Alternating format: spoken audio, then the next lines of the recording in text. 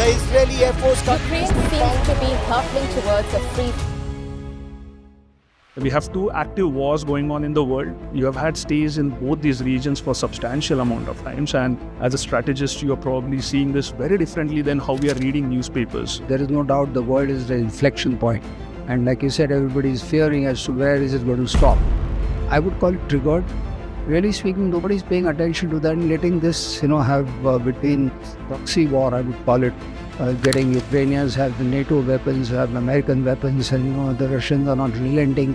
We are affected by both the wars.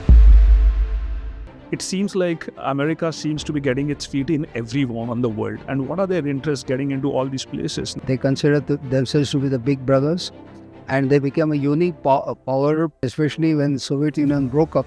They have been making people fight, whether it's India, Pakistan. Also, we've been fighting, actually speaking, for nothing. I remember I had gone to India Today dialogue. Musharraf was there, and person asked him. He said, "Why don't we do keep Kashmir in cold storage for a while and increase people-to-people contact, trade, etc., etc." He said, "What are you talking?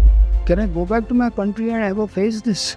Because for them, they have created Kashmir as such a hawa that if at all somebody says that Kashmir will be given to India, they will just be, killed. Pakistan was a member of CENTO. They told India, you join one of these CENTO, CIATO, etc. India said, no, we're not joining any pact. So when F-104 was not given, Starfighter it was called, the Russians came to us and said, we'll give you supersonic aircraft, we will even give you manufacturing, in the sense assembly. So that's how MiG-21 came in. And MiG-21 has been one of the most popular aircraft in the world, something like what Phantom was at one time. That movie Border, she been talking about Longewala attack. Air Force has not been shown in its good colors, in the way when it actually happened. Unfortunately, Air Marshal Bawa, who was then Group Captain commanding Jaisalmer, the army, somebody dying, somebody doing this, that, etc. So it has been a very army-centric kind of that movie. The day Prime Minister Modi visited Ukraine, the war stopped for 36 hours. Not a single bullet or missile got fired from either side. That speaks about an unwritten accord between the three countries that were involved there. Welcome to 42 Talks, where you get an answer to everything and anything. Today we have the honor of hosting Air Marshal Bhushan Gokhale, who has had an illustrious career in the Indian Air Force. Commissioned in 1968 in the fighter stream of the force, he has accumulated over 3,500 hours flying fighter jets for Indian Air Force. He retired as the Vice Chief of the Indian Air Force in 2007, and since then he has been an active consultant to the DRDO and was also the Chief Scientific Advisor to the Government of India. A very warm welcome to you, Air Marshal Bhushan Gokhale.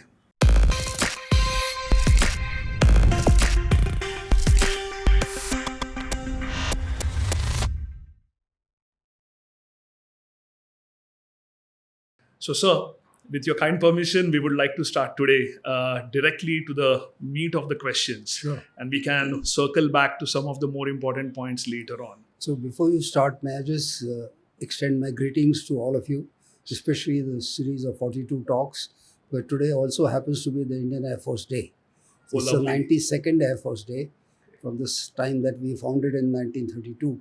So greetings to all So, of you. very warm, hearty congratulations. I don't know how do you say Happy Air Force Day, but is that a way to say it? Well, one can say that, Yeah, but it's a greeting basically. super.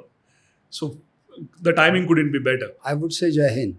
Yes, Jai Hind, sir. The timing couldn't be better, though. I Yeah, mean, I know. having somebody of your stature, you've retired as the Vice Chief of the Indian Air Force. Yeah. First of all, thank you so much for your service. The nation is in deep gratitude for all the service our armed forces are putting in. We are living in troubled times, so that's the starting theme right now. Sure. A lot of my generation is making guesses what is going to happen. The geopolitics seems to be heating up. We have two active wars going on in the world. I think this happened at least 75 years ago, if not more, the last time it happened. And there are doubts and questions about, are we staring at a next world war of sorts? I hope sense prevails and this gets limited to the region and it stops wherever it is. All of But- us hope so. the questions that are coming to us based on the geopolitics is, what sense are you making of the current two wars that are going on, the Russia-Ukraine conflict, and then more recently, what we are seeing out of Israel and the Middle East? You have had stays in both these regions for substantial amount of times, and as a strategist, you are probably seeing this very differently than how we are reading newspapers. I think we are getting very biased views in newspapers. So a lot of us want to understand your perspective on these two conflicts and what's going to emerge from here. A good question to start with, because there is no doubt the world is at an inflection point. And like you said, everybody is fearing as to where is it going to stop. So let's talk about two wars differently, though it so happens that they're timed together. The 3 years on now, Georgia, you had the Ukraine and Russia going on. And then, of course, a year exactly yesterday was when the 7th of October, you had the beginning of Hamas attack, and then the entire one year has gone by. So we'll talk about the Ukraine-Russia. I've been to both the countries. And at one time, one couldn't make out the difference between the two, because the Ukrainians, more than half of them are married to the Russians. The Russian Orthodox Church actually also ruled the Ukrainian Orthodox Church. Now they're separated out. Ukrainian didn't really have their own language, though it was there many years ago. Khrushchev was Ukrainian, one of the Soviet Union's leader. So like that, there has been a tremendous amount of bonhomie between them. So it is very difficult to even understand as to why did they want to really get into this kind of a situation. I would call it triggered, because really speaking, there is no Warsaw Pact. As you know, there is in the Cold War, there is always a NATO versus Warsaw Pact. Warsaw Pact is dissolved, and the NATO boundaries have extended to a large extent, almost close to Russia. I have been to many dialogues abroad, Correct. And I have been also mentioning to sometimes saying that what is the point? There is some third power actually which is rising at the cost of this, and we are talking about China, and really speaking, nobody is paying attention to that and letting this, have between proxy war, I would call it, getting Ukrainians have the NATO weapons, have the American weapons, and the Russians are not relenting, because the Russian-speaking population of those three, of course, the particular districts, they wanted to merge with Russia, when especially they were promised that Ukraine will not join NATO. Right. And since there has been all this, I would say more of a international politics which are played, that Russians are not letting this happen, and they're using all kinds of weapons. They're warning NATO for no direct intervention, and that is where the trigger is. So Ukraine is really speaking, you can make out it's been devastated. There have been people who have migrated across. There are more than about 5 million people who have migrated. We got our students back, as you know, for the Air Force aircraft. So the economy, as it is, was not too strong. It has gone. They are one of the world's biggest wheat exporters, Ukraine at one time. That has stopped. So there have been a lot of issues which have happened. And first time Europe is involved in war of that long, because after the Second World War, only in the Balkans you had a little bit of war. But again, it got contained. Only this one is now prolonged and it's affecting. Now, there are lots of theories. When EU was getting stronger, there is a theory that maybe put EU onto the, onto the back foot. So you find, because the gas has been stopped, which is coming all the way from Russia, Ukraine. So the German economy is in trouble. The French economy in trouble. Poland is already in trouble. So there are a lot of people who were earlier joining, who were part of EU, are saying now, look, enough is enough now. We don't want to. And even the East German, which was there earlier as part of the Soviet Union, they have just won the elections. AFD, Correct. as you know, the right-wing party. So is the case of the right-wing party in France. So there is a kind of a movement happening that how much of our economy are we going to let go? Because they also know that the Chinese are looming large, entire world, really speaking. They're selling things, electric cars in particular is an issue. So I have a feeling that, they'll have to find a middle road. That is one of the views of the Indian leaders also, who have been trying to patch up this particular thing. We have very good relations with both the countries. And we are saying that, look, we have to find a middle ground. Georgia, if you recollect, had a similar situation. But within 7 days, that time the French president went and literally stopped it. So the 3 northern districts of Georgia are part of, and they become kind of independent. Abkhazia is called. And they have become part of Russian, but it's a majority Russian speaking. Correct. So they felt that, look, we should separate or we should have allegiance. So is the case with this particular districts of Ukraine. I think finally they'll have to come to understand that, look, how much of beating can we really take? So I have a feeling that, the war weariness is already happening. Even Russians have suffered. They've been put onto so many sanctions. Yeah. Though they are finding way out because, you see, they have a land border with Mongolia, China, and of course the entire Arctic region which goes across. So there's a lot of oil there. So come to short of it is that I particularly feel that with the change of guard that may take place in the US, it may happen if Trump comes to power in particular, that they would have peace very shortly. But even if Kamala Harris wins it, that Biden has lost momentum. The Democrats have lost momentum. How much can you keep giving? Because even now you find in the Congress, etc., there are voices speaking, enough is enough. How much can we do? Especially because in US also, they feel more strongly for Israelis. So if at all they have to give the aid, so I'll come to the next part of the hostilities which is happening. As you know, the huge amount of economy of the world is controlled by the Jews. Right. And they are scientifically, technologically very good, very superior. They're, many, I can tell you the inventions that there are, including the Iron Dome, many countries don't have. And that's why to be able to, such a small country, and I've been there, literally you can see from one end to the other end, with a clear day. So there has been this kind of a issue where a solution almost came. The Abrahamic Accord which has happened between Israel and the Gulf states in particular. Correct. But they are Sunni states. Right. The Saudi Arabia was the next on the line, Right. but otherwise they've had with UAE and things like that. So when this was going to happen, that's when Hamas has attacked, because they didn't want this particular momentum to Abrahamic Accord to continue. It would mean lasting peace. They wanted to once again bring out to the world stage the two-nation theory. What they have is that, look, we have been promising that Palestine will be an independent country, but we are divided into two pockets, Gaza there and kind of a thing. So, region, another region. So they said, look, enough. Now we want to bring this back. People are now very happy about the way the Israelis are going. And in the bargain, what Israel saw, it was one of the biggest. I mean, I met the Israeli council here in Pune. He'd come in Bhandarkar Institute. First thing he said, even before anybody could ask, he said, ours was the biggest intelligence failure. Oh. So, after the Yom Kippur War, where they lost to Egyptians initially, and then, of course, they recovered and all that, but they lost Sinai at that time. Right. This is 1973 I'm talking about. Right. This is the second time that the intelligence has really failed. And failed means they did not know. That's where the human intelligence comes in. You see, they lacked human intelligence. With the result, they did not know that so much of tunneling had happened. Tunneling had happened earlier also. They were smuggling, across the tunnels, weapons into Israel and then using them for either suicide bombing or whatever it is. But not to that extent, what it is. And about 1,500 to 2,000 in that particular northern area, Palestinians used to work in Israel as maids and, household and all. And they're the ones who were gathering intelligence.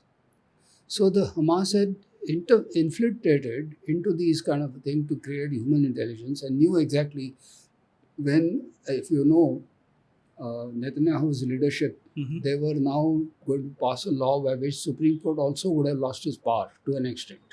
There was a big So divide. Israel is also in internal conflict. There's There a lot was, of discontent and against even Israel. the military to an extent had joined that, kind of saying, look, you can't have so much of power with the executive. Correct. Like we have this three-pronged, as you call it, the executive, the bureaucrats, and the judiciary. Right. And the fourth is the media, actually speaking.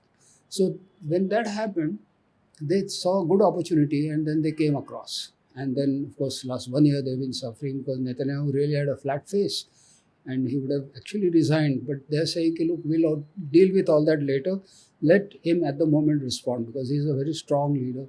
He himself was his brother was there in the Entebbe operations, who died in that Entebbe operation. So he has no doubt, a way out of this entire thing.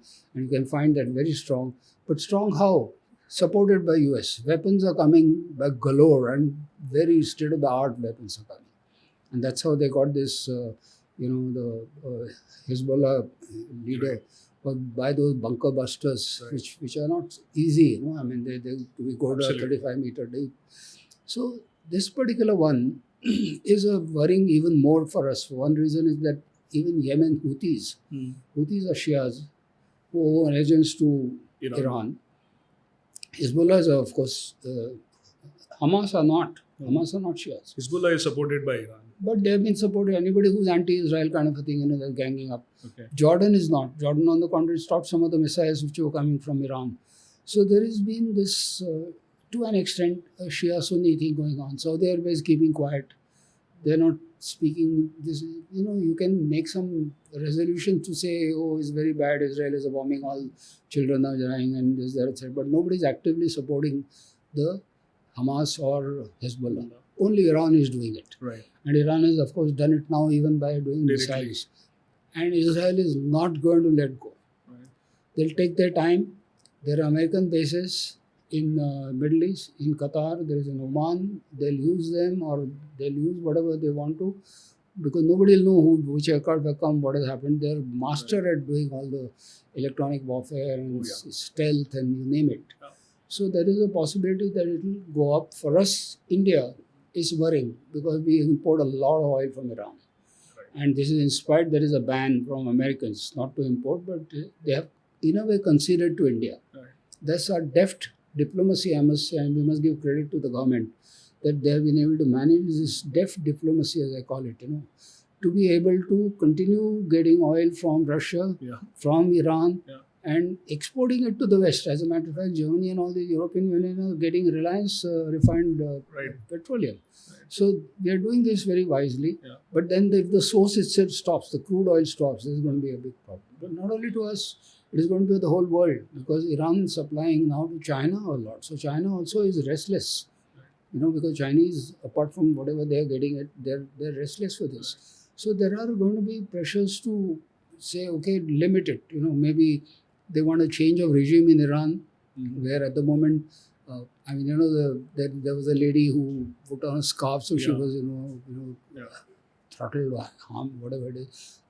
Certain amount of, that change of guard would help to have a truly democracy kind of a thing. It may not be actually exactly like what India, that anybody can speak anything, but at least to an extent, some democracy. So there is a possibility that it will not.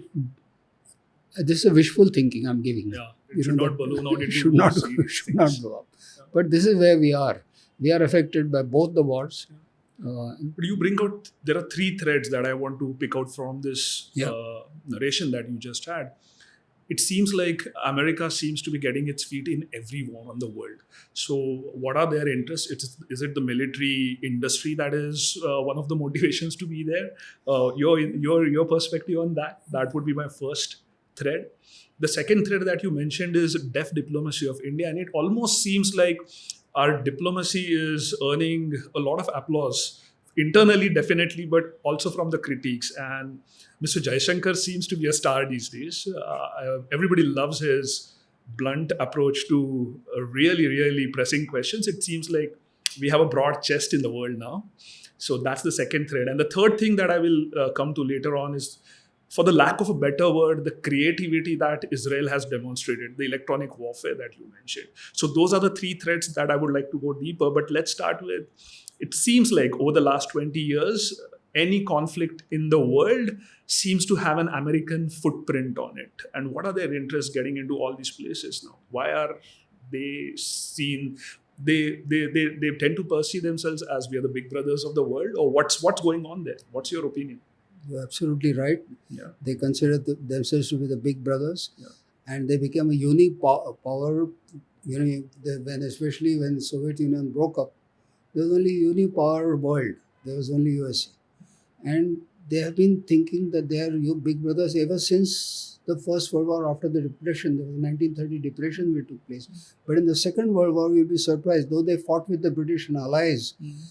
They were still providing particular type of oil which is required for the missiles which Germany was making. The German missiles which were attacking, the famous first-phase ballistic missiles, the oil was still coming from USA.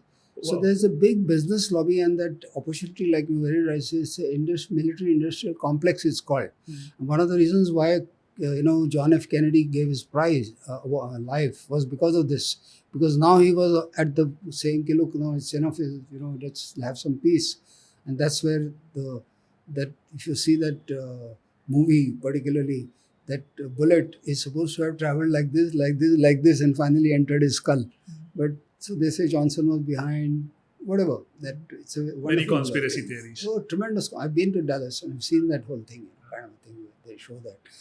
But undoubtedly, the shares of Boeing and Lockheed and everything are rising because they're selling arms across all over. Look what happened in Afghanistan, and they abandoned those. Yeah. Mind you, on one hand, money is no doubt a big motivator. To be in power, you require money. You should be able to throw it around and things like this.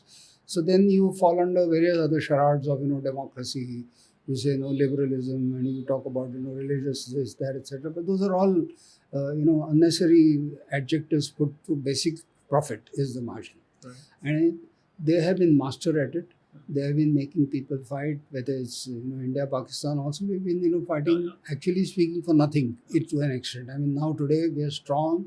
The Pakistan is reeling. Is really It's under, really on its deathbed, it almost yeah, seems so like. anybody who talks peace, I remember I had gone to India Today dialogue. Musharraf was there, and some person asked him. He said, "Why don't we do keep Kashmir in cold storage for a while and increase people-to-people contact, trade, etc., etc."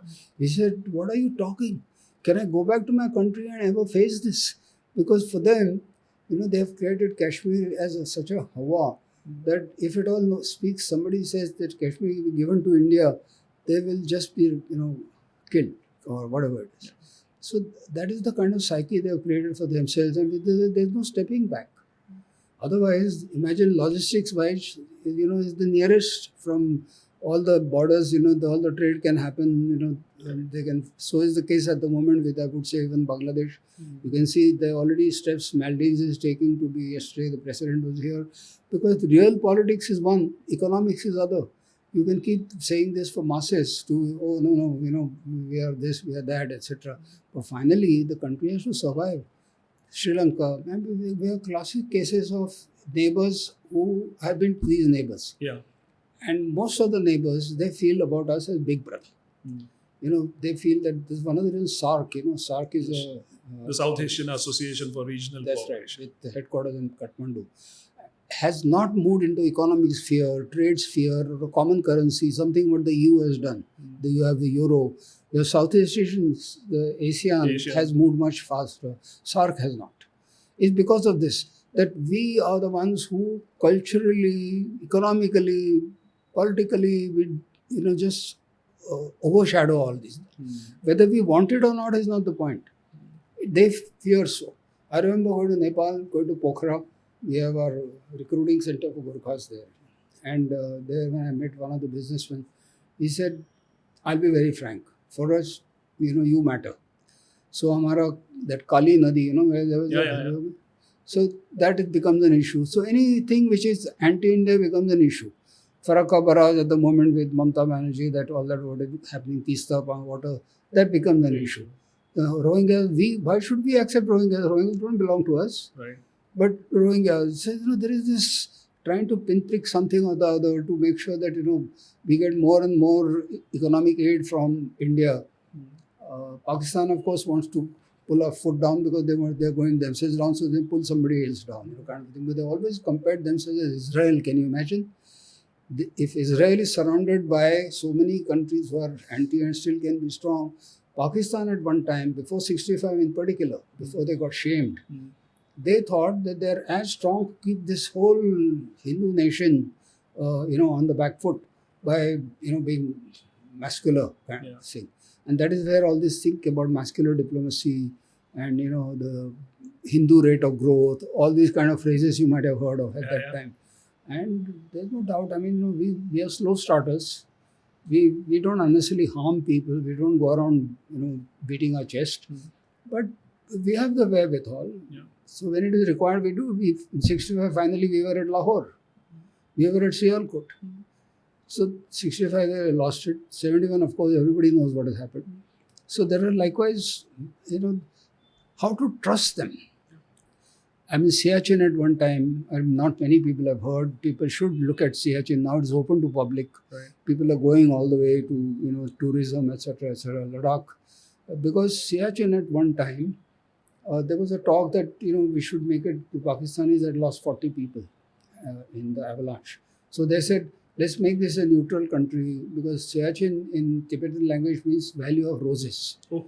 And my wife has been there along with me and she has planted a rose plant there and kind of thing. Because we used to go, she being in charge of the welfare of the troops, etc. So carried mithai during Dasara, Diwali, one of these kind of thing. But what I'm trying to say is, that time it almost happened. I don't want to talk about which government or whatever it is, but thank God it did not happen. How to trust the Pakistanis? You saw the mistrust that he did. Well, Lahore Bus Yatra took place in February, and then we had Kargil. So there is a main thing is the lack of trust. But that seems like a theme in our neighborhood. I mean, we can't trust China. It seems like the China war was also a case of mistrust. Everybody agrees to walk back, and then Chinese will never walk back. That's the case with the current theme as well. You are absolutely right. Yeah. And I think, unless and until you are strong and put your,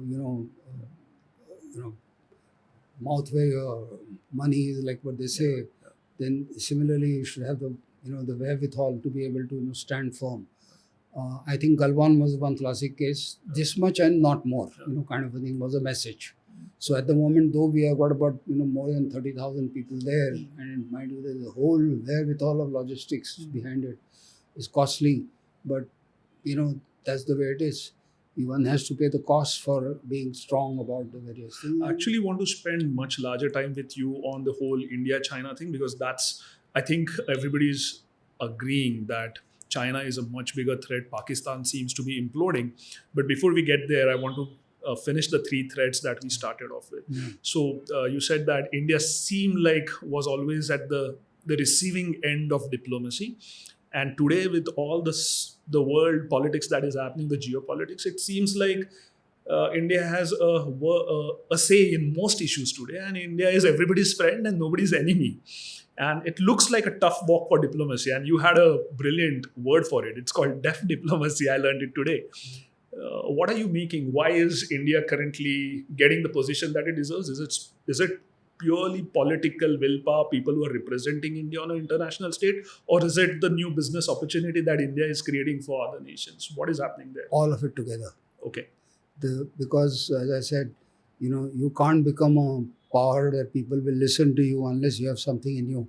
Mm-hmm. And that is something India has, apart from just the huge population and the market. But we also are now into a lot of our inventions which are happening globally. I mean, you see the global leaders who are there, quite a few of them are Indians. People are respected because Indians abroad, and I've been many places, Indians don't take part in the local politics. Okay. Very rarely you find, an odd senator in US or maybe an odd somebody here and there. They don't get into so that's one good thing that people appreciate. There is no isms that they are sticking to, saying that, okay, no, you follow this or follow that. So that way, I would say even our NRIs play a big role in this particular whole diplomacy as such, because the Indians have a good image across. Even when you go to Arab world, and I have good friends in Oman and things like this, we prefer Indian labor. We much rather have Indian labor who will not tell us how many times to pray or how many times to do what or what type of you should bend forward or backward or whatever it is. Some of them are teaching us that. So they don't interfere, nothing. They just work from morning to evening. So we are very happy with that. So that is a kind of even at the low level of labor who are building, big buildings for them right till the manager level, etc. You find that the Indians are respected. So that is one part. Second thing about the diplomacy, see, we have always had non-aligned as our credo from the independent time. But that non-alignment has now to an extent changed to alignment of preference. Right. So we are aligned to Russia for our economic gain. We are aligned to US for making sure the Chinese this much and not more, and especially at the moment the cooperation is on the The Quad is the Quad Yeah. which is happening in the Pacific. I mean, Indian Ocean and Right. further. So they also know that India is geographically so poised that we have so many choke points Mm. which people don't pay attention to. Mm. We have an aircraft carrier in Andaman Nicobar, fixed aircraft carrier. It's a land, and we are developing. Already there are 2 airfields. We'll be developing more. Mm. We are also trying to get now an airport into Lakshadweep. We've got something happening in many other places. I don't want to mention it, but they're all there. So people are welcoming the new strength of India, Mm. and they find that India will be able to be a trustworthy partner when it comes to some of the things that are required, and at the same time well-meaning. They don't want to have a warmongering kind of a Right. thing. So there is, if at all somebody has to use India, is to stop war.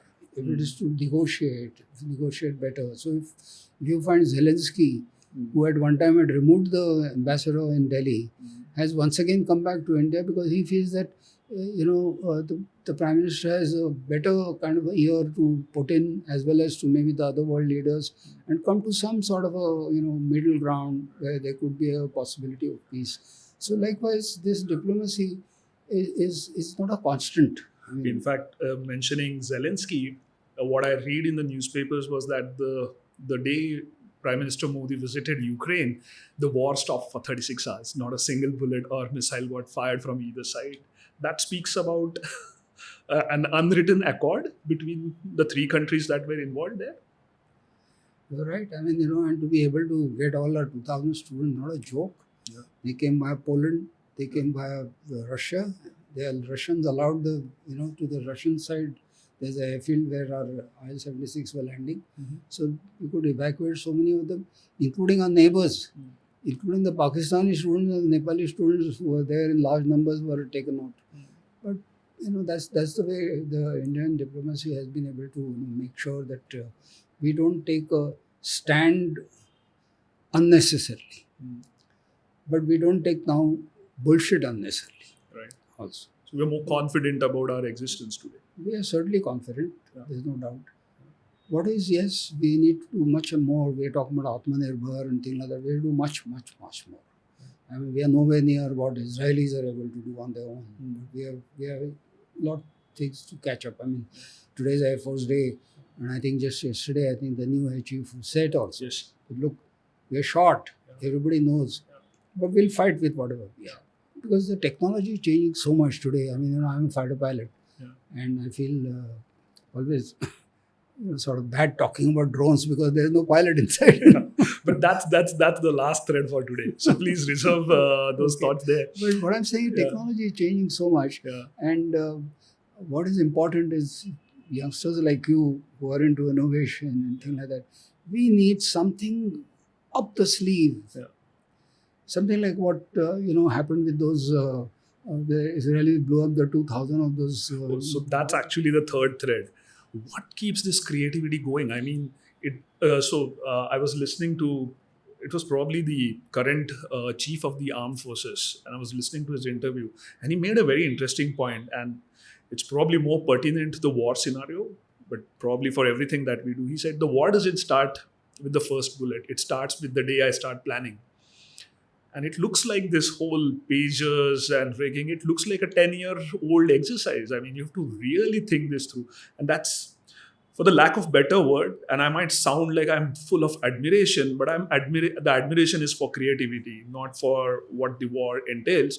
But it's definitely worth admiring the creativity of lateral thinking that, pagers, can we destroy people with pagers? And then you mentioned the Hezbollah chief being attacked with all these bombs, and the army chief was mentioning that he had this nasty habit of going on Facebook Live, and they flew fighter jets and they get them to cross the sonic barrier, so they created sonic booms in the air, and by triangulation methods they pinpointed. Yeah. Now that's ingenuity. And they seem to be doing this repeatedly every single time. So you're saying the education system in Israel is also kind of very innovation oriented? Oh, fantastic. Because they seem to be doing absolutely right with anything they touch. They've Fantastic. cracked agriculture in an arid area. They are self-reliant to a large extent in technology and in defense particularly. Fantastic. And they seem to be doing the ground intelligence, though it was a failure when it came to Hamas. On other accounts, they seem to be on the top notch. I mean, Mossad is almost like a brand. So something is... You're absolutely right. There is, and of course that has come out of survival. The instinct to, for them, any small mistake, like what happened now, this was not really small, this was big, 7th October. And they know they would be extinct. They would just get finished. Whatever will be world diaspora is different, but otherwise, if you lose that, wailing ball, that is where the whole thing is born, then, you lost it. So there is this narrow kind of a geography of theirs that makes all of them, right from the childhood, being told that, look, contribute, otherwise you perish. So that is one of the reasons why they're on top of the world. And I think, why go that much? I mean, the Chinese have taken leaf from that to an extent. Chinese, in their ambition to be able to become a superpower and be equivalent or more of US, they put all their efforts, and they weave Sam, Dand, Bhed, everything, including stealing some sort of, I've been to Egypt for 3.5 years in the embassy. Egyptians at one time, Nasser, Nehru, we were very close friends. We have a HF-24 right in front of my aircraft, a house where we stay in Kamala Nehru Park. HF-24 was one of the first fighter aircraft that we were going to make. Kurt Tank, a designer from Germany, who after Second World War was helping us. We made the airframe. Egyptians were supposed to make the engine. They couldn't make the engine. So with the result that project had failed, we thereafter did what you call Jugaad. We put the Nat Orpheus engines on HF-24, 2 of them, because it's a very heavy aircraft. It's a metal aircraft, almost, aluminium, but metal aircraft, not like what today you find that composites and polymers. So, polymers. So coming back to that is that when I went to Egypt, they wouldn't trust Indians anymore. They said in 73 war we asked for spares, and you came up with saying that no, but we have understanding with Russians that we will only allow you to export if at all, it's, things like this. So they don't understand when your chips are down. They want it somehow, but the Chinese would give it maybe. Chinese would do whatever they want to make sure that they maintain their footprint larger than. So there are ways, but we don't follow that in a way, a crooked way. Chinese have their innovations are also now phenomenal, and if not, they are able to produce it mass level. Absolutely. If somebody has visited China from India, they come back super amazed. And I have visited China several times for manufacturing things that we innovate. And so if I ask the average Chinese on the road that you are in a dictatorial society and how do you feel about it, the insider perception is not that of a dictatorial society. In fact, they credit a lot of success for long-term planning. And somebody who was slightly more educated about the Indian politics, he made a very startling point. He said, your country will always remain behind us because you think in 5-year plans, because your government changes after 5 years. And our government is perpetual, so they can make any plan today and execute it throughout their lifetime. Does that make any sense when you look at it from that perspective? Partly yes. They also have a 10-year limit for, Xi Jinping has now become another 10 years. That's very surprising. But notwithstanding that, the Communist Party has a tremendous hold on the population. Right. Tremendous hold. Right. So much so that even this person who's talking, he is making sure that there's nobody else listening. Yes. So it's not that it's such a free society, to be honest. Profit is considered to be a bad word. That's one of the reasons you find that, all these big shots who created... if Jack Ma can disappear for a while after creating Alibaba, they have to give allegiance to the Communist Party. They have to make sure that whatever they do, there is not just a profit sharing, but there, people who would be in Canada or wherever it is, they're getting some information or something of that kind. So that way, whatever their way of is working is, of course, totally different than ours. I mean, we have such a different way of, democracy. I wouldn't call it weakness, but yes, it is not a mature that way from the angle of when it comes to national interest in particular. I will say that there have to be certain places where there should be a draw line. I mean, today, say, Air Force requires 36 squadrons, and it's going to cost, say, 20,000 crores or whatever amount. I don't think there should be any politics in it. Right. But then invariably something comes up, saying that this government didn't do it, that didn't do it, or they did this. Or one of the things which happened before, so we did so many of these, what we call DPPs, Defense Procurement Policies. We have refined them. We have done something called offset, but we are not able to find the nubs. बोलते हैं ना जिसको. I feel myself very motivated that I should figure out an innovation for the armed forces and make a company out of it. And there's right support for it with government promoting Make in India for the defense sector. Now, I'm a young startup, or my mindset is that of a startup. In design, we are often taught about user-centered design, like go understand what the user wants, figure out the real problem first, identify a good problem, and you have solved half the problem. If I, sitting in Pune, want to design something for the armed forces, what are my chances that I will have a real problem identified? Because otherwise I'm sitting on a lot of assumptions, the perfect foundation for high risk failure. The second parameter is if I make a technology that the whole and sole customer is armed forces, and we hear that procurements are a fairly twisted maze to navigate, and as a startup we may not have the wherewithal to do that. For young people who are coming out of colleges wanting to do something with technology, what would you advise? How should they start with the defense sector in their mind to develop new technologies? Very good question. You rightly said, our volume of orders, and that has been what you call economies of scale, are low. When it comes to very high end, suppose you are an aircraft manufacturer, how many aircraft are you going to sell to India? India will want 40, 50, 60, not going to be some thousands where you're going to set up a whole factory like that. Now Tata has just set it up because I was in a way contributing to this particular project, because at that time Defence Minister Parrikar asked me to preside over a particular committee where now finally they were left with only one option, the C-295 aircraft which Airbus and Tata are producing in Baroda now at the moment. That has a tremendous potential. So they could sense it, that not just 40 Avro replacement, but it could also go to Navy, it could also go thereafter the N-32 replacement.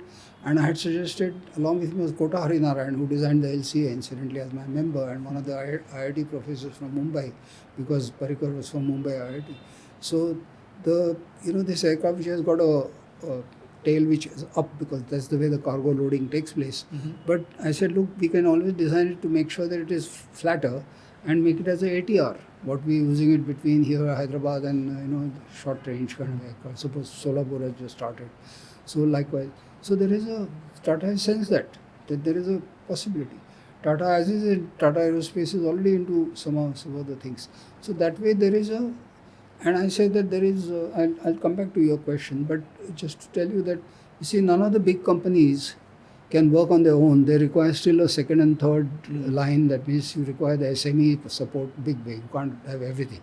Even HAL has got something like 400 SMEs around Bangalore. And similarly, Nasik has got some 100, 200 of them. Pune has about 200-300 of them. We have many times in Maratha Chamber seminars where these people come. Now these two corridors have come up in UP as well as in South. So there is a fair amount of things which are happening. We had suggested that time, I remember I was on one of the committees where the SMEs should make all the spare parts. Because we used to have huge problems with the Russian aircraft, the spare parts part. Right. We said at least let them make spare parts, if not the. So likewise, some baby steps and some big steps. Both have to happen in such a way. But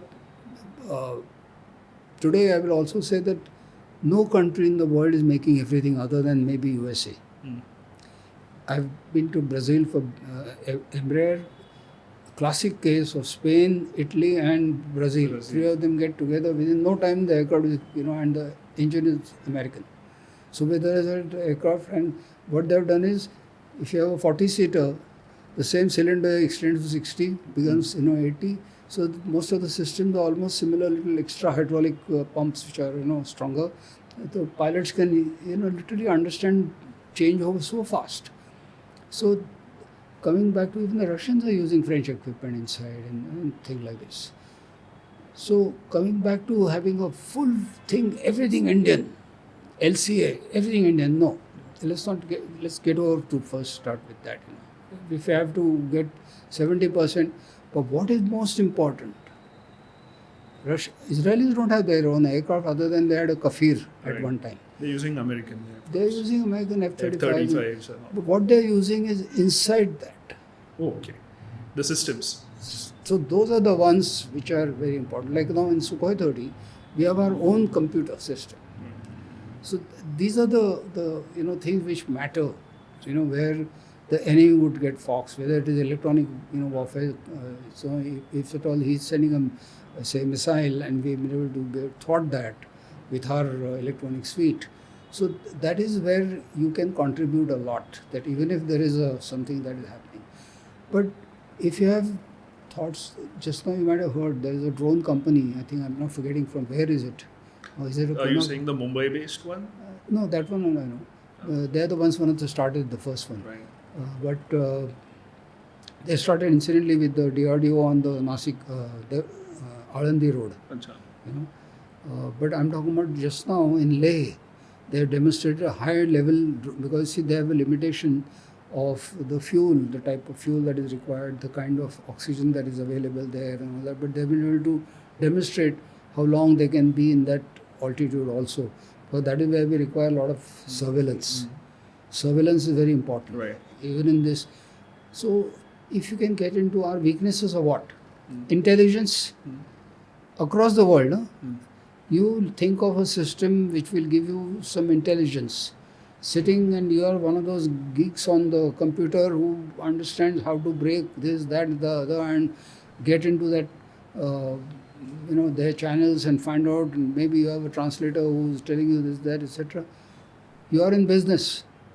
I know a person in Pune, unfortunately just passed away. He should be all the time picked up here and there because he's fluent in Chinese. Fluent in Chinese. So, he used to translate things which were intercepted and things like that and give system, So you have to find a kind of what is exactly the sitting around here where the investment, like you said, can't be so much that I'm going to manufacture 2,000 of these systems or something of that kind. But where I can, make sure that I can add value to it. So value addition products will help because that is something which the enemy wouldn't have. And that is where the revolution would, to an extent of mastery, would take place. After all, like you mentioned, the what do you call those? What Israelis busted just now. The pages. The pages. Yeah. Pages is not something. I've seen it. Pages, and we all discarded them at one time. way Saying back. useless. Now iPhones and all have come. But pages, who thought that but like you said, we've been thinking that long, that in case, why don't we make sure that, pages are reintroduced, and saying there is a safer way to communicate.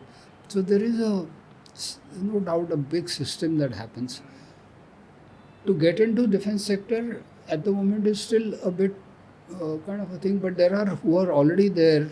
If you consult them, you will find that, you see, how to trust the person who is going to make something in defense is also another issue. And whether he has a sustainability. Right. We have cases where when I was earlier looking after the missiles and things like that, we were worried that it is not a family, kind of an entrepreneurship, kind of a thing where you find the father is very motivated, but the son after mere ko nahi karna hai. Now what happens to my spare parts? Who's making those, say seals or sensors or fuses or whatever you want to call it? I understand. We have to, so that is where the big brother, is finally. So you go to Baba Kalyani and Bharat Forge and become one of his, clients for making whatever. There's so many of them. In Pune itself there are. And if you have something so innovative, like I said, that you will be able to help. We have ethical hackers, I will call it, whatever you want to do it. There is a possibility that country will use you. I think when we talk between ourselves as lay citizens, we lose nuance of the conversation.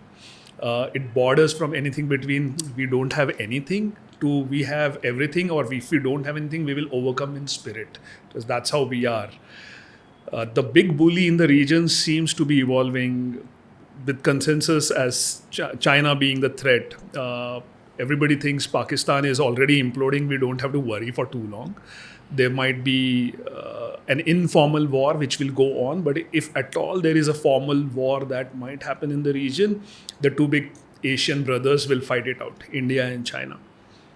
And then when it comes to that, you have a great understanding on how that is going to impact the region. But it seems like the Ladakh region is currently getting contested. The Tawang region is already contested. China has its own name for those regions.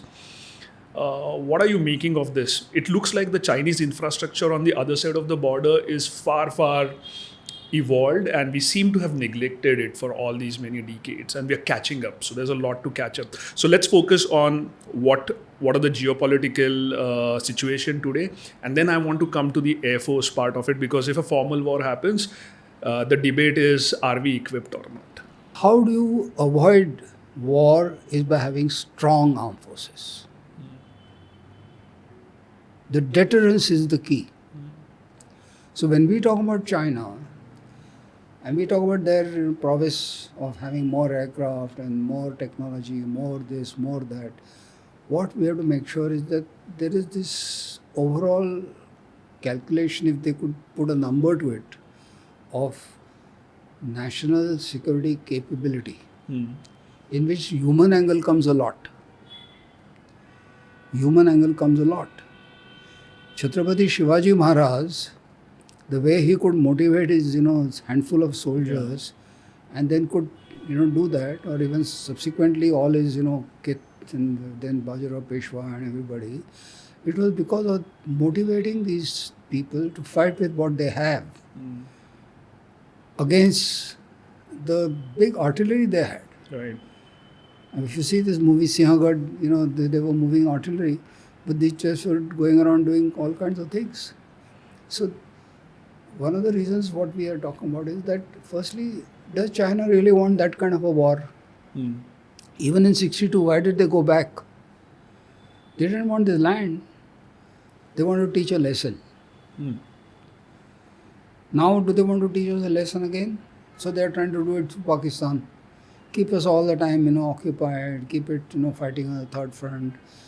Maybe there are some other means also they are using, whether it's cyber, whether it is now. Just the other day I read, somebody sent me a message saying that all our power grids have been infiltrated with when we talk about some electronic device will come from China, have its origin in everything that we are using. I mean, when we were now debating whether we should have Huawei as one of our partners for communication, everybody said no. So now Alcatel, French company who gave switches, they are making the switches in China.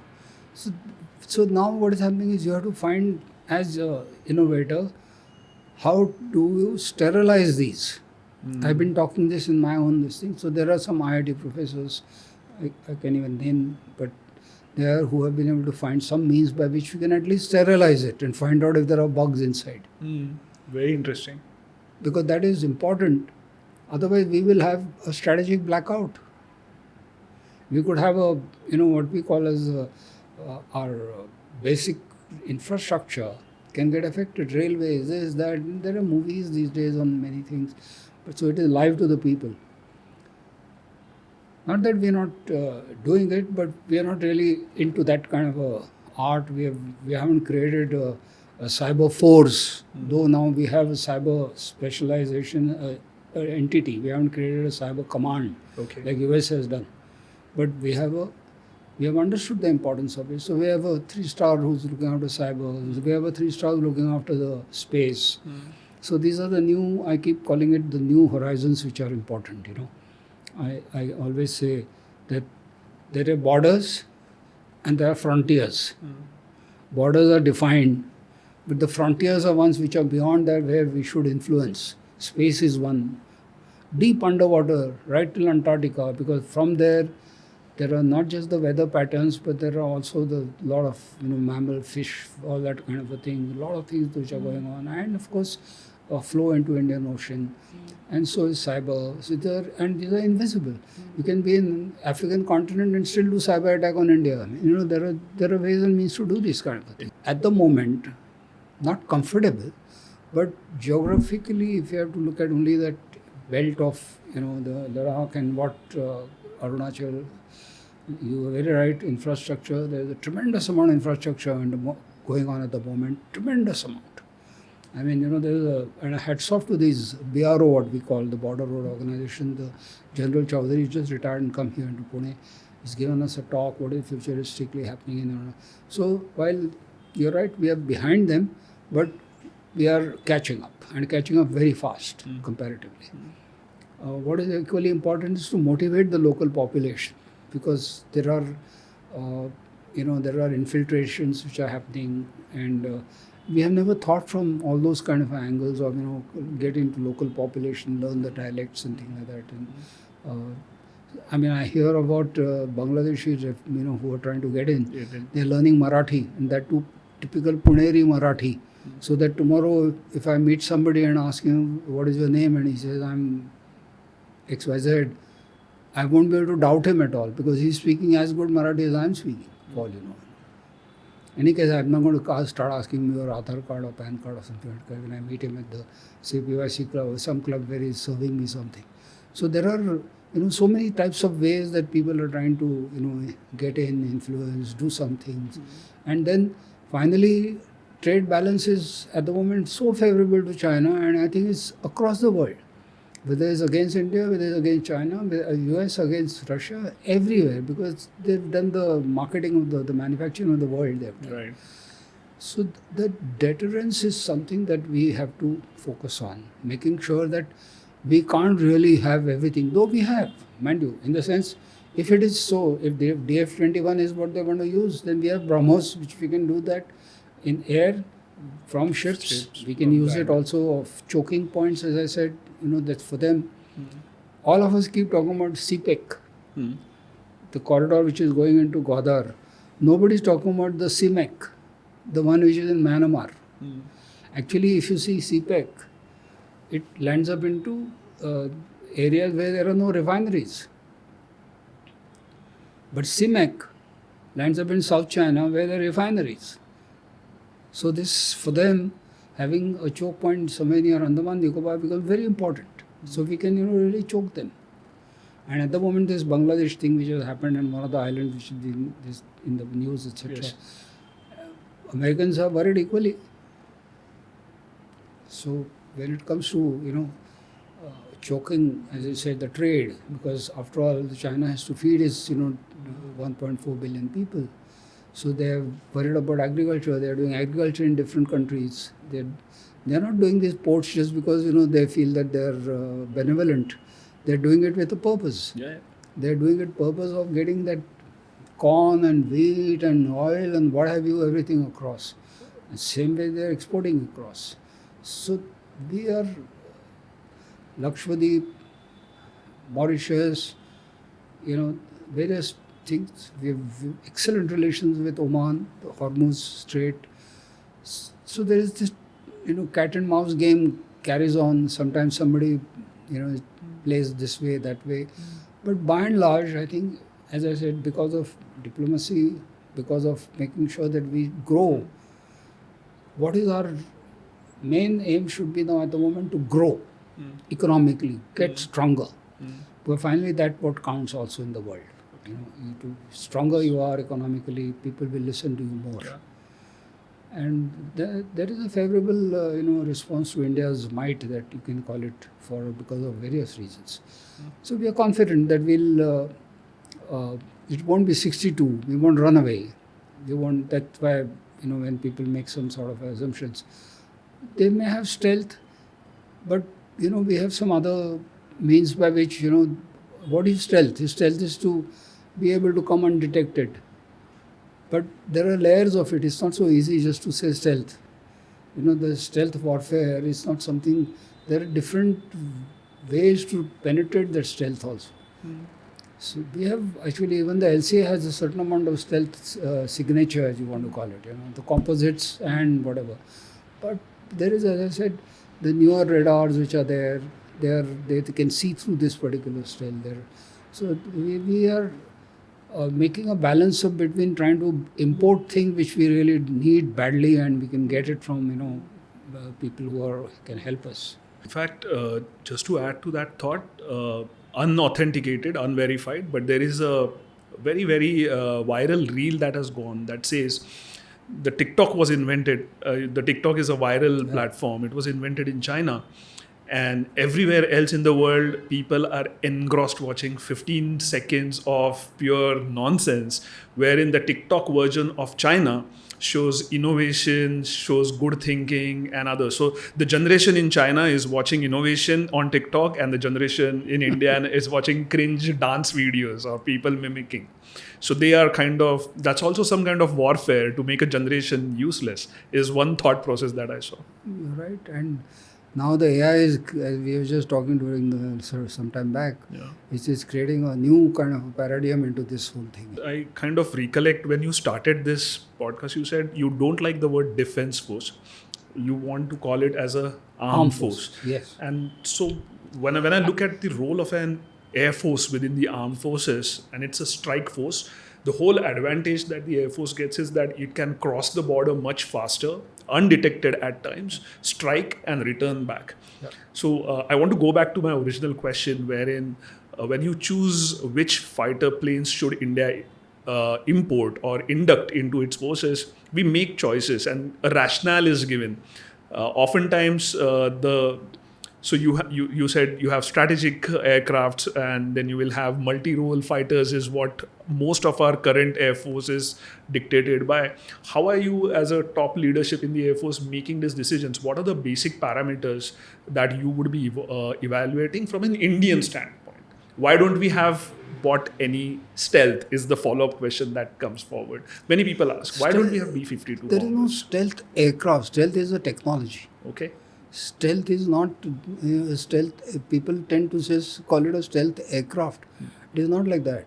That particular aircraft has got lesser and lesser of radar signature, right, by various means, right, by its configuration, the way it is designed, maybe like a needle it is, maybe the radar absorbing paint which we make has been put on it, maybe more of, like you said, carbon fibers have been used, so the metal, which gives things.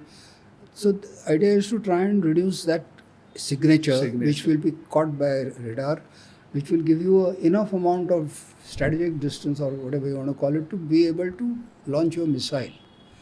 If your missile is capable, like yesterday news is that now Americans have come with a 320 kilometer missile. Now, as you know, there is MTCR is called. There are these various regimes. MTCR is a missile technology control regime which goes beyond 300 kilometers, not allowed, really speaking. Oh. So BrahMos, we keep it at 290. It's capable of going 450 maybe, fall. But BrahMos 2 is there. There are all kinds. Everybody is up to tricks. So this is 320 they have claimed. Now 320 is not just by, there is only one aircraft here and one aircraft here and 320. It doesn't happen like that. There's a battle plan. There is how we are going to get to, and he doesn't want to use it to the max at 320. He much rather use it at 200 to make sure that he's really killed. Instead of trying out something that a missile just newly comes to 320. But this is a psychological warfare that, look, I have this capability. No, you keep spending money. You know how USS are lost? In that race of trying to, do better in terms of, and then starving their own people to an extent, in the race of defense spending.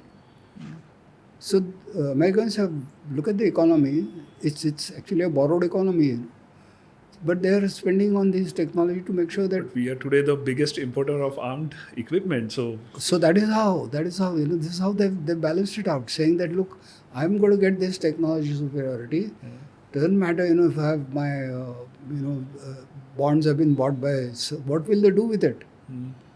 What will they do with it? What will tomorrow China 300 billion bond, what will they do with all those kind of things?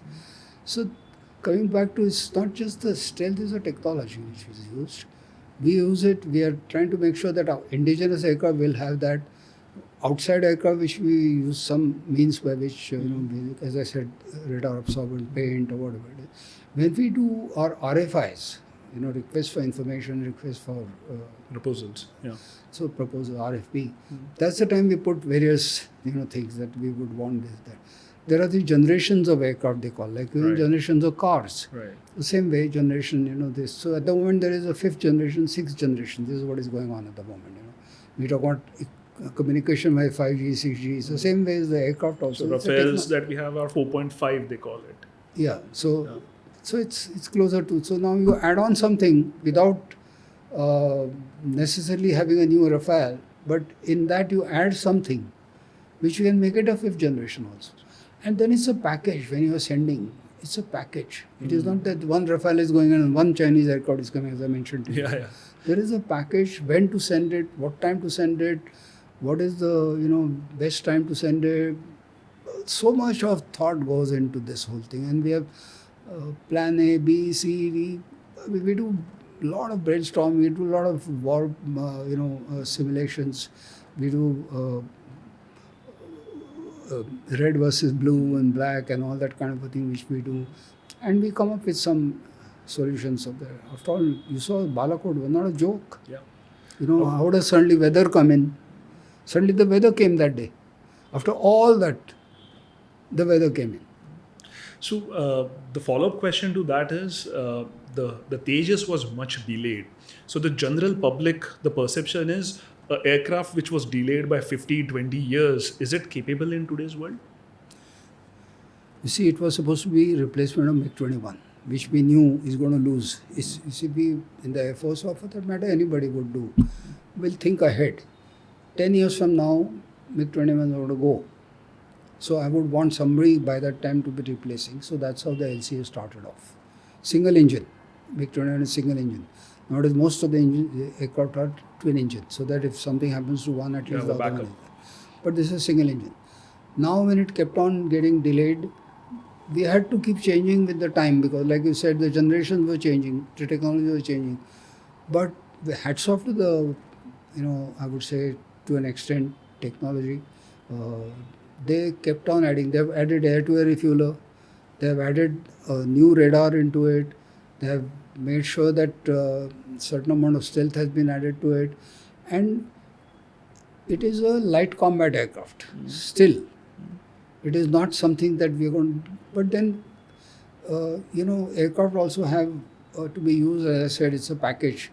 Some will go right till Quetta maybe, or whatever. Or this side maybe right till Sukhoi 30 with air-to-air, we can go right till Shanghai and the Pearl Delta, that area, what is called. But they could be escorted by Rafales because they are capable. But LCA would look after something in the borders. So horses for courses is what you're saying. Yeah. So there is a method in this whole thing as to how we do it. But we are making sure, like even the MiG-21, which is retiring, pretty capable, that Bison, pretty capable. So what has been your favorite aircraft in your tenure, or what would be your favorite aircraft that you would want to fly today? I've not flown the Rafale yet. I've flown the Sukhoi 30. Yeah. But let me tell you, I still have passion for Hunter because I took part in war in that.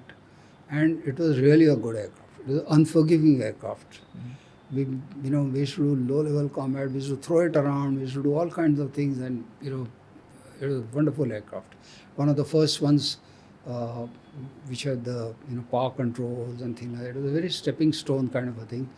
And since I commanded MiG-23, the flogger, the wings went up and down. Very strong aircraft, Russian aircraft, very strong. And like a dart, when you go to 72 wingspan, that means you have 16 degree, 45, and then you have 72.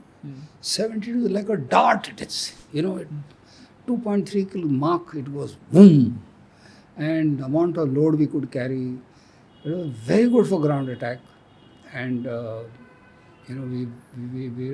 commanded, so I really enjoyed flying and leading the people there. So you fall in love with the aircraft. You have to, mind you. You must, because I tell the youngsters, you have to. You have, because it has to become your second nature. I'm sure, like when you drive your car, you don't look around for switches or something like that. It is there. You know which is clutch and which is brake and which is what, etc. So in our case, so we have got a blindfolded. And then making sure that various switches, etc.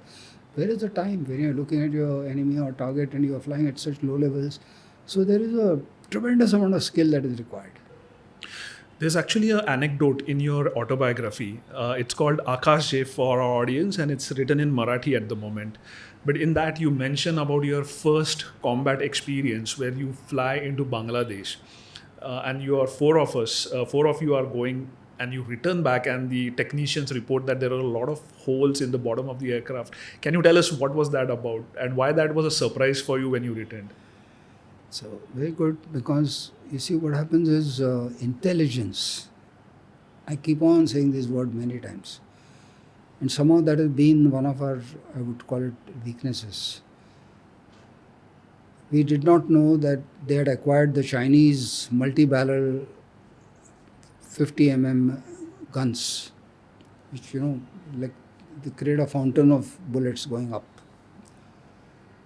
And apparently at that place when we were bombing, because it was a railway junction, naturally that was a protected, because they knew that the railway junctions, these are all part of big infrastructure targets, they must be protected, so they must have deployed them. So our CO, who was then Wing Commander Coelho, he came back, and since the holes were etc., all of us, including his own aircraft, had got holes. So you see these HE ammunition, what is called the high explosive ammunition, if you go close to the ground, there's a ricochet. It bounces back on. It bounces back, at least the shells do, and it can pierce, because of the speed and momentum that there is. And many times in our practice ranges, it has happened that people have got a ricochet, and sometimes the engine has failed, and people have lost the aircraft, they have ejected. So people are careful to make sure that you don't get carried away, because range, at least there are markings. Here there is no marking, you're seeing a visual target. How much have you come close? Or it's a perception. Though you're trained, now of course simulator gives you a different kind of a feel, but those days there was nothing state-of-the-art simulator. So how much close? Now if I'm 5 feet from you, or whether I'm 4.5 feet from you, at the moment I'm talking about, I wouldn't know exactly. So the same thing, the target 200 meters away or 100, so you might come close and get a ricochet. But all four getting ricochet, and that too so many, and Figueredo was my number 3, he gets it right till his ejection seat. I mean, it comes here. So, it could have been a very close. So that is the experience that I've written as to how, in a way, it's telling as to how intelligence is important. We had got all kinds of briefing. We knew about the target. We knew about all that, but we did not know this. The ground intelligence. Same thing happened to Kargil. You see, Stinger, which were actually given by the Americans to the Mujahideens in Afghanistan, but the Pakistanis had got them into Kargil. And now poor, first time a Canberra went, its wing got shot up. It landed in Srinagar, safe. But thereafter, young Skanda Mehta went in 17 Squadron, aircraft was shot down. Nachiketa went, aircraft was shot down. And because our restriction was, we were put on a restriction. The Air Force will be used not across the LOC. You see, I keep saying that when you're landing in Lohegov, for example, you must have realized, of course, many times the aircraft do a straight approach because they're doing a GCA, but otherwise, you tend to curve like this, and there is a centripetal force, that kind of a thing. So, to do accurate weapon delivery, you need to do all that kind of a thing. Then you do this, and then not allowed, you can't go across. So, a little bit of mesh when the aircraft has to while delivering, because we were using dumb bombs or rockets. They were getting close to the targets, and these stingers were being fired. Then, and including the Anza, which was a Chinese product of Stinger, a helicopter got shot down. Now we suddenly realized that, look, this is something different ball game. So in Kargil, we had to up the height above the Stinger's range. So now we've changed all our software. We had to bomb from those heights, and those heights were huge, difference of 7, 8, 10,000 feet. Finally, of course, the Mirages were used, where we did a standoff delivery with laser-guided bombs, where they didn't have to come close, they had to fire, and they could turn without coming close to the line of control. When I read your autobiography, you are involved in so many operations to site, starting with 71 and then all the way up to Operation Parakram and in everything in between. Do you want to say one memorable operation that you kind of recollect? Oh, that was the best strategic operation that you were involved in?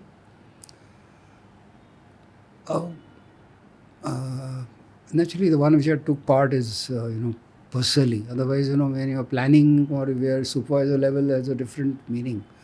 But yes, there are good memories of briefing the Prime Minister and the CCS, especially in Parakram and after the Jammu temple attack. I was very fortunate. Otherwise, normally, the chief would have, but chief was abroad. So he said, Bingo, you do this briefing. And that why I'm also emphasizing in your particular talk of this part is a message in a way that when you're in those positions to brief that kind of a audience, CCS means you have the Cabinet Committee of Security. That means the Prime Minister, the Home Minister, External Affairs Minister. There are the five of them who, Finance Minister. So they are the ones who will take the decision for the country. And if you do something stupid by saying something bravado, maar denge or something of that kind, and it could go wrong. Your own, kind of assessment. So you got to be very careful what words you use, what advice you give, because they are looking up to you for your technical, tactical, military advice. And I'm giving this because in Sri Lanka we went bad. We went wrong. In Sri Lanka, if you recollect, the army is still smarting that why 3,000 people, 2,500 something soldiers died for nothing. For LTT against that what happened, and finally all of us withdrew and we lost so many, brave men. So why did we lose? What did we achieve in that? So that is where why I'm mentioning this. I was not involved in that, but I'm talking about as whosoever must have given the advice. The advisors have that importance, that making sure that the correct advice. I had very clearly said that, look, I'm not sure as to how much of intelligence is for that target. Although I'm ready. means Air Force is ready. Everything was ready. But whether that target is the one, otherwise the Pakistanis could have put some bodies there of women. They could have even killed some women and children and put their bodies there. Then it becomes a human rights thing. Anything. Because we don't have access of media into the target area. Today things are different. Even in Balakot, they wanted films. So, the media tends to, or whosoever it is, they tend to play up. You have to be very careful about how you brief, how you make sure that your, entire advice is based on what. So, that is what I wanted to mention. Do you think pilots are on the verge of extinction with drones becoming the master force? It will coexist. It will coexist? It will coexist because, you see, having somebody inside the aircraft to take a last minute decision, to be able to switch targets, to be able to do that kind of a thing, is not yet going to be, possible with. So you'll do mass attack with drones. You'll do, suicide attacks with drones, which we'll not do with aircraft. But that tactically, suppose you find something, say that suddenly some weather has come or some obstruction has come or something other kind. The human mind is, I think, the AI might have beaten in the chess, but even then, I don't think the human mind is still to be beaten by that kind of a. So I think they'll coexist because the capacities are different. Drones are still smaller, and they should be smaller. Because swarm drones and all that, when we talk about, we don't want them to be too visible. Otherwise, their purpose will be lost. But the aircraft have a different capacity. So you find that aircraft are leading some of the drones, Do you watch movies, Air Force movies especially? Like Top Gun is such a classic. Or do you think the stunts that I would call them stunts for the lack of realism context to me? But have you watched the most recent Top Gun that came out? The second one, no? Yeah. Yeah, I've seen it. So the aircraft stunts, how would you rate them on realism? There are actually YouTube channels where fighter pilots actually go and give reactions to the aircraft stunts. So if you have seen that, what was your reaction when you saw those maneuvers there? It's movie. Yeah? It's a movie. I mean, the way the attack that has taken place and all that, it's not an aircraft. It must be a model which is used in because there are limitations of to be able to penetrate that so much and then go. Even this one in Indian movie also, which has come, he goes all the way and then rescues somebody.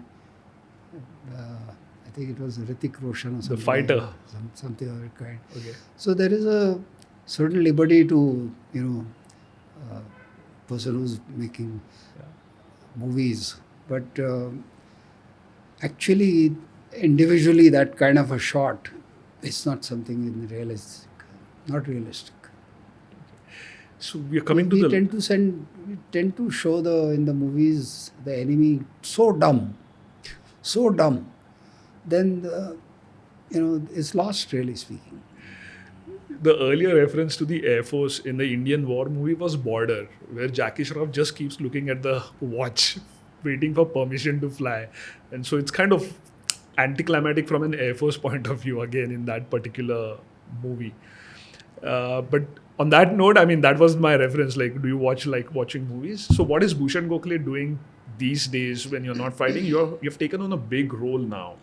You're on so many advisory committees, both to the national level, at a technology level. In fact, your contributions have to the science of armed forces has earned you the Agnipank Award as well. So how have you moved from being a pilot to a science advisor now? What are you advising? We are very curious to understand.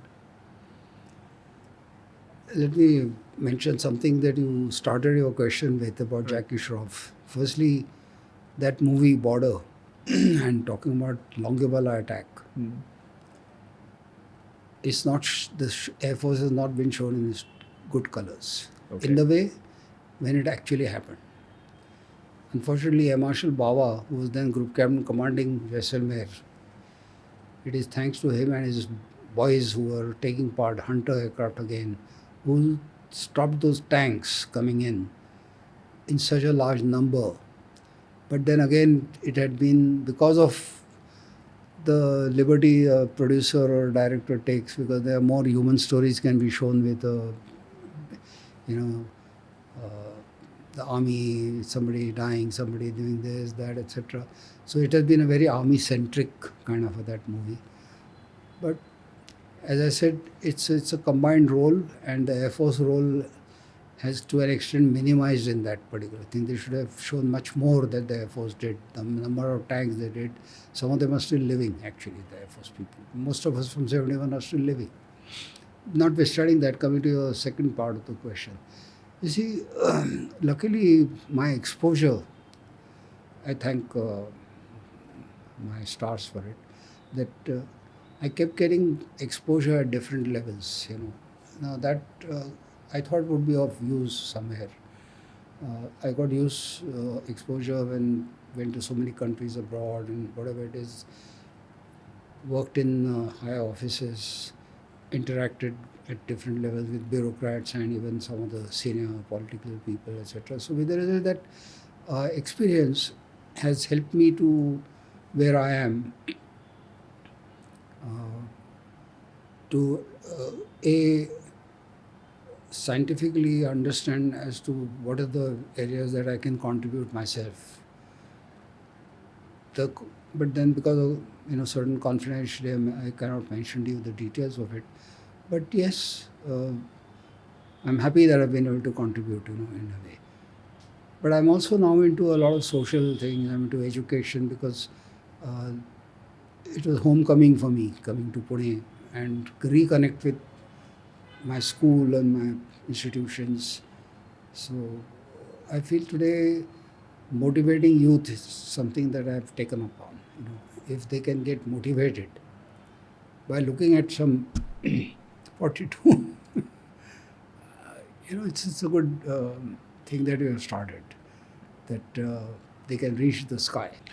There are actually, when I read your autobiography, by the way, for the audience, the autobiography is titled Akash Jep. It's currently in Marathi, and I hope a translation for the larger audience is on its way, sir. There are so many topics that it warrants a second or a third or a fourth episode. There are so many stories and so many themes that we would like to discuss with you. Today, we will come to a pause. I'm not calling it a stop. We'll come to a pause to reconnect further sometime later. You, first of all, again, we would like to thank you and your family for all the great service that you have rendered to our nation. We are very proud to have you on this show. We wish you the very best with all the other things that you're doing currently, and the nation will definitely benefit from them. Thank you for joining us on 42 Talks. It was an absolute pleasure. Jai Hind, sir. Thank you very much. Wish you all the very best Yeah. to you and to the audience, especially on the Air Force Day. Wishing all of you to reach the sky with glory. Jai Hind.